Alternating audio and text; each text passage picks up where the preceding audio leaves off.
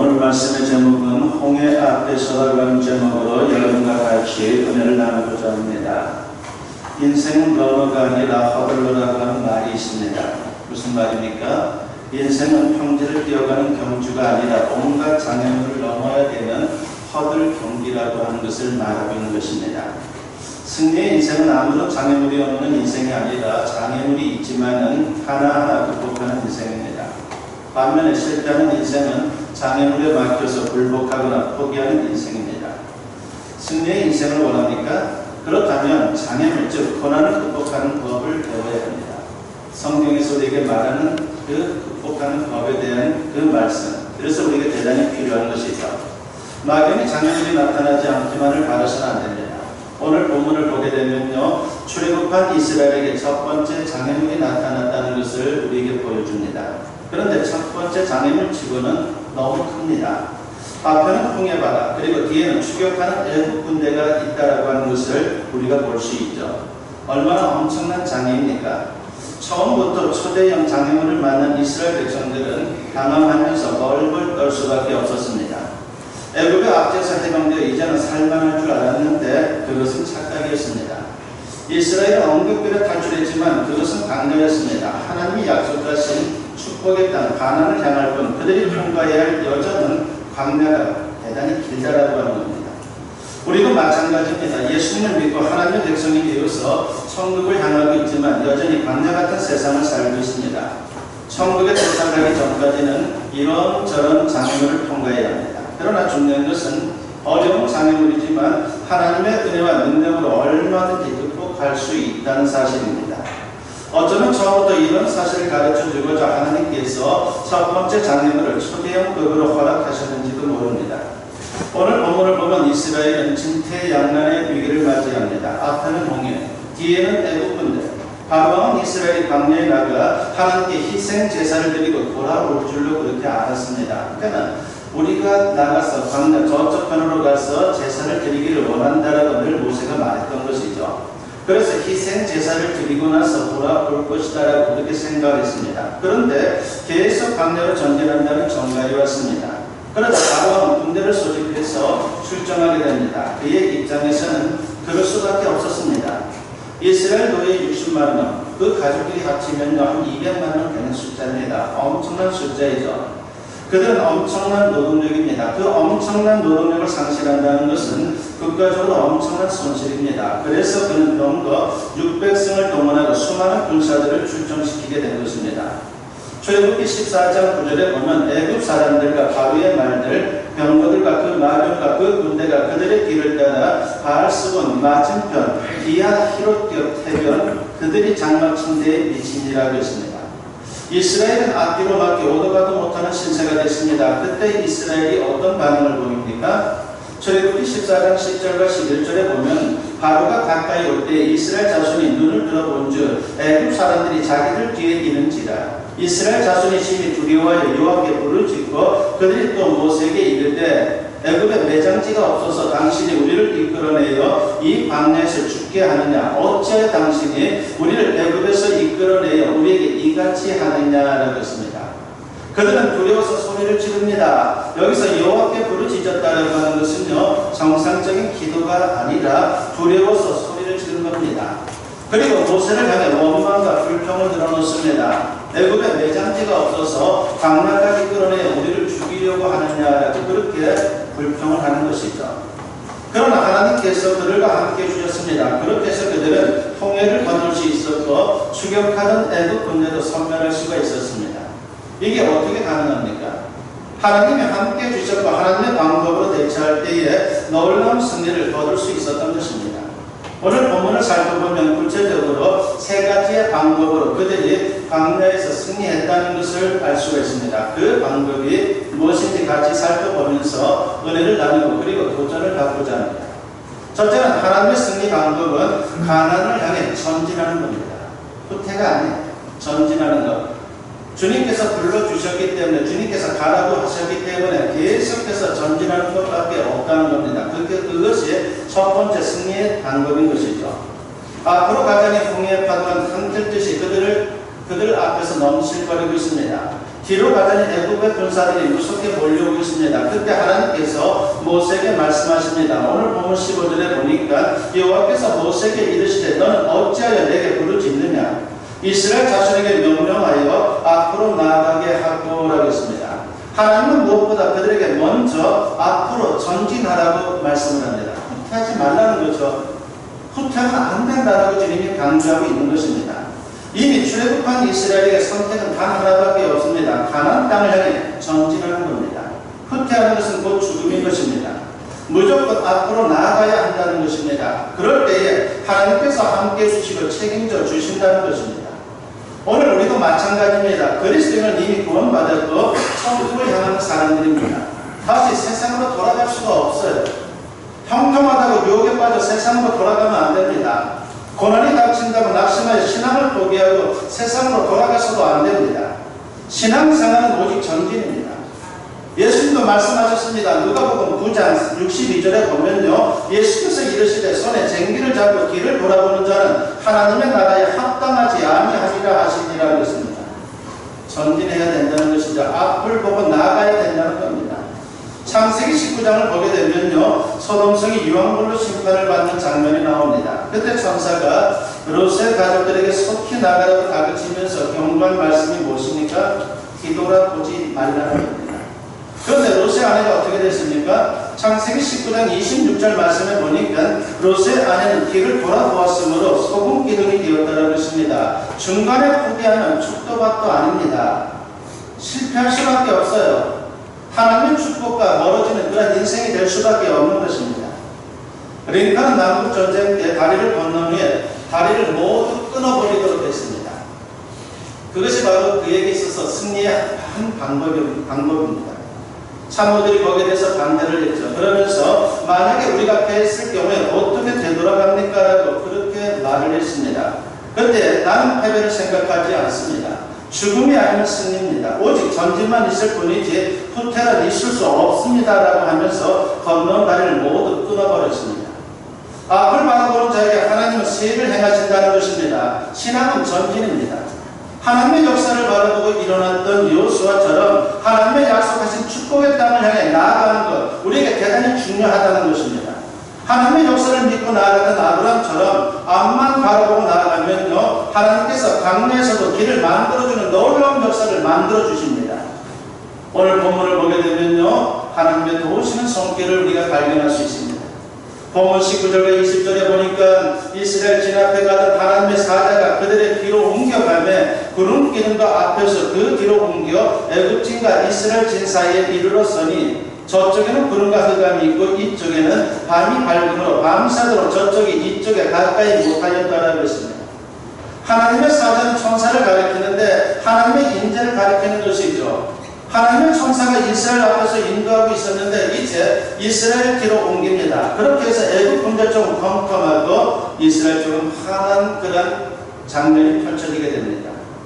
이스라엘을 보호하시는 하나님의 손길인 것이죠. 그들이 접근하지 못하도록 주님께서 막아주신 것입니다. 그렇습니다. 하나님은 우리 인생길을 앞에서 인도해 주십니다. 그러다가 우리가 어려움을 만나게 되면요, 우리가 후퇴하라고 하는 것이 아니라 뒤로 당신이 가셔서 우리에게 뒤에서 우리를 도와주신다라고 하는 겁니다. 이사야 52장 12절에 보면요, 여호와께서 너희 앞에서 행하시며 이스라엘의 하나님이 너희 뒤에서 호위하시리니 라고 말씀을 하고 있습니다. 우리가 즐겨 부르는 복음성이죠. 오늘 불렀던 복음성이 바로 그겁니다. 나의 등 뒤에서 나를 도우시는 주, 나의 인생길에서 지치고 고나여 매일처럼 주저앉고 싶을 때 나를 밀어주시네.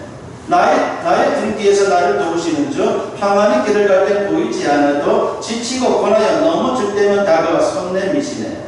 나의 등 뒤에서 나를 도우시는 주, 때때로 뒤돌아보면 여전히 계신 주, 잔잔한 미소로 바라보시며 나를 재촉하시네. 일어나 걸어라. 내가 새 힘을 주리니 일어나 너 걸어라. 내 너를 도우리라고 하는 이 찬양, 바로 오늘 말씀과 밀접히 관련된 말씀인 것입니다. 그러므로 어떤 장애물이 나타나고 고난이 닥쳐와도 오직 우리는 앞으로 전진하는 그런 하나님의 사람들이 되어야 합니다. 낙심함을 포기하지 마십시오. 하나님의 도우심을 믿고 담대히 나아갈 수 있는 그런 하나님의 사람들이 되었으면 합니다. 그럼 반드시 하나님의 승리를 체험하는 그러한 우리의 모습이 될 것입니다. 두 번째로 하나님의 승리 방법은 믿음으로 하나님을 바라보는 것입니다. 이스라엘 백성들이 앞에는 홍해, 뒤에는 애굽 군대 상황에서 두려워 떨고 난리를 칠 때 모세가 어떻게 합니까? 출애굽기 14장 13절과 14절 말씀에 보니까 모세가 백성에게 이르되 너희는 두려워하지 말고 가만히 서서 여호와께서 오늘 너희를 위하여 행하시는 구원을 보라. 너희가 오늘 본 애굽 사람을 영원히 다시 보지 아니하리라. 여호와께서 너희를 위하여 싸우시리니 너희는 가만히 있을지니라 것입니다. 하나님이 함께해 주신다. 하나님이 도와주신다는 것입니다. 모세는 백성들에게 하나님의 승리를 외치고 있습니다. 믿음이 무엇입니까? 쉽게 생각하면요, 하나님을 바라보는 거예요. 이스라엘 백성들은 상황만 바라보았습니다. 그런데 모세는 상황도 보지만 영적인 눈을 떠서 하나님을 바라보고 있다는 것입니다. 믿음이 없으면요, 현실의 상황만 보이는 것이에요. 그리고 현실의 상황만 보려고 합니다. 그러나 믿음이 있으면 그 가운데 함께 해주시는 하나님을 바라보는 겁니다. 현실의 장애물보다 문제보다 상황보다 크신 하나님을 바라봅니다. 모세라고 인간인데 두렵지 않았겠습니까? 그런데 하나님을 바라보는 순간 두려움이 다 사라졌습니다. 마태복음 14장을 보면요, 베드로가 예수님을 바라보고 바다 위를 걷다가 물에 빠지는 사건이 나옵니다. 제자들이 예수님과 따로 떨어져서 갈릴리 바다를 항해하고 있었죠. 그때가 어두운 시간이었습니다. 사방이 어두웠습니다. 캄캄했습니다. 사람들이 제대로 보이지 않았습니다. 그런데 그 가운데서 참으로 엄청난 그 파도 앞에 그들이 두려워 떠는 그런 모습으로 그들은 자신들의 신앙이 참으로 이제는 다 없다라고 하는 듯이 그렇게 두려워 떨고 있습니다. 그런데 예수님께서 무리를 걸어서 그들이 탄 데로 다가옵니다. 제자들이 외칩니다. 유령이다라고 말입니다. 그러다 예수님이 내니 두려워하지 말라고 말씀합니다. 그 모습을 본 베드로가 자기도 물 위로 걸을 수 있느냐라고 예수님께 묻습니다. 그때 어떻게 됩니까?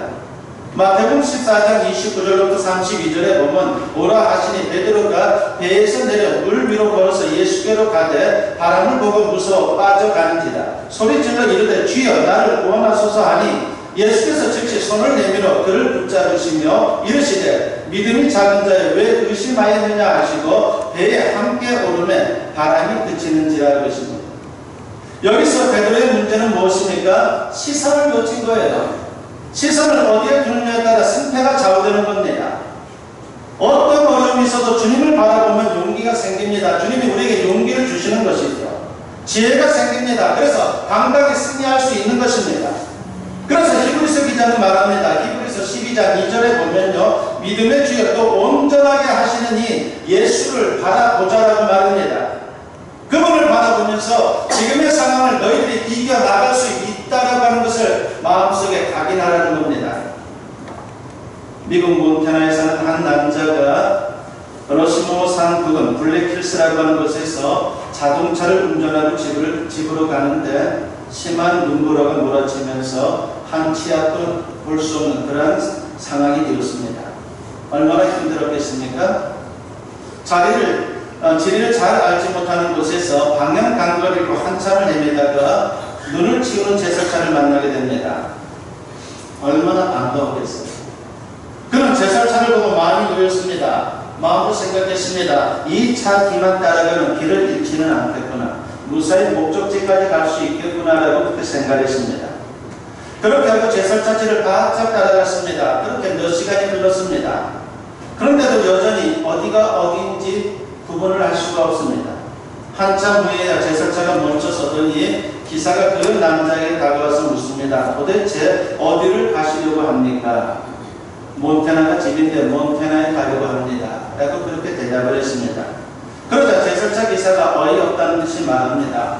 어느 세월에 몬태나까지 가겠습니까? 나는 지금 주차장에 눈을 치우는 중입니다. 그렇게 말하는 겁니다. 제설차는 넓은 주차장을 빙빙 돌면서 눈을 치우고 있었고 남자는 제설차 뒤에서 주차장만 몇 시간 동안 계속해서 돌았던 것이죠. 우리는 땅이 좁아서 이런 경우는 많지 않겠지만 미국은 워낙 땅이 크니까는 주차장도 엄청 컸던 것 같습니다. 누구를 바라보고 누구를 따라가느냐가 중요한 것입니다. 세상을 바라보고 세상을 따라가면 이런 일이 얼마든지 일어날 수 있는 것이죠. 아무쪼록 우리 앞에 어떤 장애물이나 고난이 닥쳐와도 그것만 보다가 패하지 마시고 오직 믿음으로 주님만 바라보고 주님만 따라가심으로 꼭 승리할 수 있는 우리 모두가 되었으면 합니다. 세 번째로 하나님의 승리의 방법은 기도입니다. 전진하는 것도 중요하고 믿음으로 주님을 바라보고 주님 따라가는 것도 중요하지만 결국 마무리는 기도입니다. 기도에서 결정적인 승부가 나는 거예요. 하나님께서 마지막으로 모세에게 명령한 한 가지가 있습니다. 본문 16절 말씀입니다. 지팡이를 들고 손을 바다 위로 내밀어 그것이 갈라지게 하라. 이스라엘 자손이 바다 가운데서 마른 땅으로 행하리라고 했습니다. 이 지팡이는 본래 모세의 지팡이로 마른 막대기에 불과했습니다. 아무런 의미가 없는 그런 지팡이예요. 그냥 목자들이 짚고 다니는 그런 지팡이, 그리고 나이 드신 분들이 짚고 다니는 그런 지팡이에 불과합니다. 그런데 어떤 일이 벌어집니까? 출애굽기 4장에서 이 지팡이가 하나님의 이적을 나타내는 그런 지팡이로 바뀌게 되죠. 그때부터 그 지팡이는 모세의 지팡이가 아니라 하나님의 지팡이라 불리게 됩니다.